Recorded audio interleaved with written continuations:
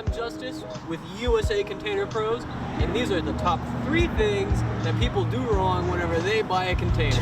Alright, so one of the biggest mistakes that I see a lot of people make is they do not do any type of preparation, and then we get there and we set the box down and it's kind of wonky, sitting kind of funny, and the doors don't want to open right. So if you look at this, I was just sitting on the ground. That's an example of kind of what you don't want to do. You know, you have it sitting on the ground, 4 or 5 years go by, it starts getting a little bit of surface rust, and you start getting concerned over that because surface rust turns into a bigger problem over time. So what I've always recommended people do is they get some of these bad boys right here, these cat blocks right here, and stick them in the corners, and that gives you a little bit of a foundation for it. You know, water can go underneath it and not pull up all that or anything like that. Or you can use railroad ties, a concrete pad, anything like that. I just always recommend not setting it directly on the ground because it can shift, it can settle funny, and then you start running into problems like rust. Your doors are hard to open. It's just not sitting even. It's starting to sink down over time. With a good foundation underneath it, you're going to avoid all of those problems.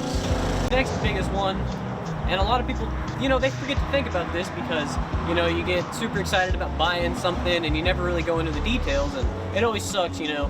We have our driver come out there and then all of a sudden we're like, oh man, you know, we spent all this time together and I'm not going to be able to help you anymore.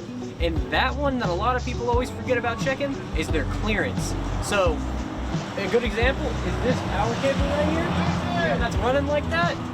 So with that right there, our truck's not going to be able to get past that. And I don't think you want, you know, the box that we're giving you, we're bringing you, hitting your power line and knocking the power out of your house. It would suck through and through. And another big one is actual width. So if you look, we got the building and then we got this little shed right here. That's probably about 15 foot. Our trailer could get through that. But if you move that building just a couple inches or feet over that way, we wouldn't be able to get it through. It'd be too big of a squeeze.